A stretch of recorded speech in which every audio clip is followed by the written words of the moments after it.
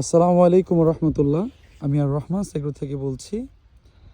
আজ 6 জানুয়ারি 2026। এটা হচ্ছে আমাদের 3.5 বিঘার প্রজেক্ট। এর মধ্যে 3 বিঘা শসা দেওয়া হয়ে গেছে আলহামদুলিল্লাহ, আর 1.5 বিঘাতে আমরা টমেটো দিচ্ছি। আগামীকালকে থেকে টমেটো দেওয়া হবে ইনশাল্লাহ। পাশাপাশি এখানে আর 1.5 বিঘা অলমোস্ট প্রস্তুত হয়ে আছে।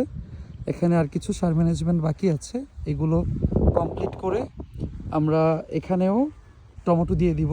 তাহলে এখানে 1.5 বিঘায় যদি আমি টমেটো দেই, সেক্ষেত্রে 3 বিঘা থাকবে টমেটো আর 3 বিঘা থাকবে শসা, 6 বিঘার প্রজেক্ট।